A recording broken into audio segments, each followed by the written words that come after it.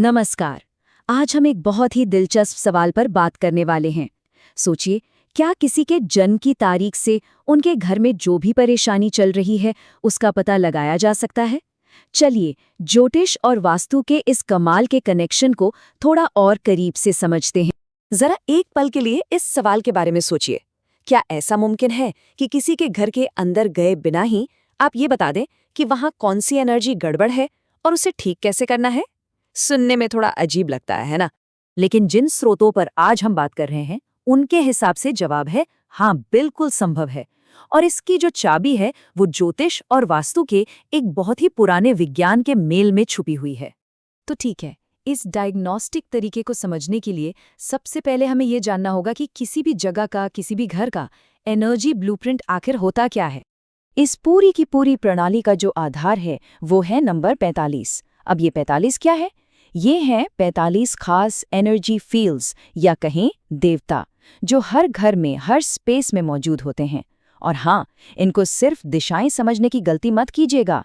ये तो अपनी खास पहचान वाले जीते जागते एनर्जी जोन्स हैं। अब ये जो ग्रिड है, ये आया कहाँ से? इसकी कहानी भी बड़ी दिलचस्प है। ये कहानी है वास्तु पुरुष की, एक ऐसा कॉस्मिक जीव जो देवताओं और असुरों के बीच एक भयानक युद्ध से पैदा हुआ था। और जब ये बेकाबू होकर बढ़ने लगा तो खुद ब्रह्मा को बीच में आना पड़ा।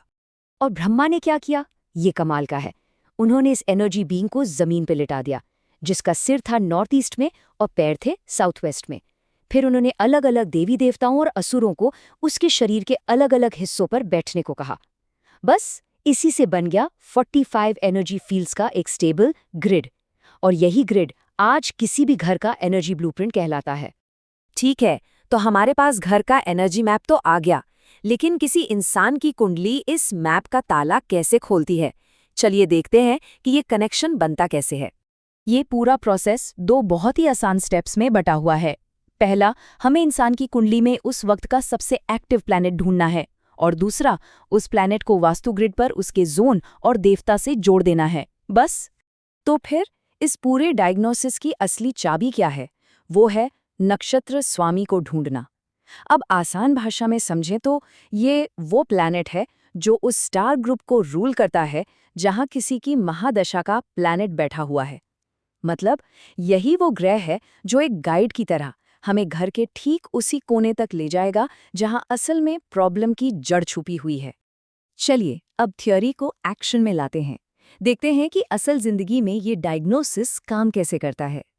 हम दो बहुत ही आम परेशानियां लेते हैं जिनका जिक्र हमारे सोर्स मटेरियल में भी है। एक केस में बच्चे का पढ़ाई में मन नहीं लग रहा और दूसरे केस में किसी की पेमेंट्स फंसी हुई हैं, पैसा रुका हुआ है। तो जो बच्चा पढ़ाई नहीं कर रहा, उसकी कुंडली देखने पर पता चला कि एक्टिव नक्षत्र स्वामी राहु हैं। अब एस्ट्रोलॉजी में राहु का कनेक्शन घर के वेस्ट साउथ वेस्ट जोन से होता है। और उस जोन में कौन से देवता रहते हैं? वो हैं द्वारिका, जो ज्ञान और शिक्षा से जुड़े हैं।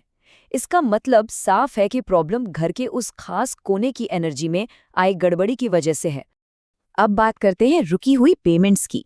यहाँ चार्ट ने इशारा किया कि नक्षत्र स्वामी शुक्र है।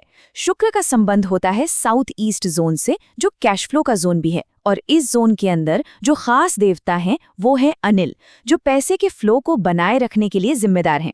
तो डायग्नोसिस क्या हुआ कि अनिल देवता का एनर्जी फील्ड डिस्टर्ब्ड है और इसीलिए पैसा अटका हुआ है। तो एक बार जब ये पता चल गया कि प्रॉब्लम कौन से देवता की वजह से है, तो अगला कदम क्या होगा? जाहिर है, अब उस एनर्जी को बैलेंस करने का वक्त है। और उपाय कितने आसान हो सकते हैं, ये देखिए। वेस्ट साउथ वेस्ट में द्वारिका देवता के लिए बस सफ़ेद पेंट या लोहे की कोई चीज़ रखने से ही एनर्जी दोबारा बैलेंस हो सकती है। वहीं साउथ ईस्ट में अनिल देवता के लिए तांबा सबसे ज़रूरी है।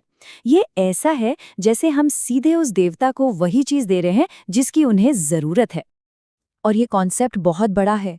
हर एक देवता की, यानी उन 45 में से हर एक की अपनी पसंद होती है। एक खास भोजन या भेंट, एक खास रंग या एक खास मेटल जो उसकी एनर्जी को एक्टिवेट या शांत करता है। ये एनर्जी को ठीक करने का एक बहुत ही सटीक तरीका है।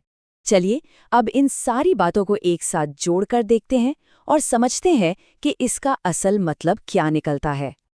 तो सबसे बड़ी बात जो हमें समझनी है वो ये है कि ये तरीका इंसान और उसके घर को दो अलग-अलग चीज़ों की तरह नहीं देखता, बल्कि ये मानता है कि दोनों एक ही सिस्टम का हिस्सा हैं जो आपस में जुड़े हुए हैं। जन्म कुंडली सिर्फ इंसान के बारे में नहीं बताती, बल्कि वो उसके रहने की जगह के लिए एक डायग्नोस्टिक टूल भी बन जाती है। और ये हमें एक आखिरी लेकिन बहुत ही गहरे सवाल पर छोड़ जाता है। क्या ऐसा हो सकता है कि हमारे घर के सुकून और हार्मनी की चाबी घर के नक्शे में नहीं, बल्कि हमारे जन्म के वक्त ही सितारों में लिख दी गई हो?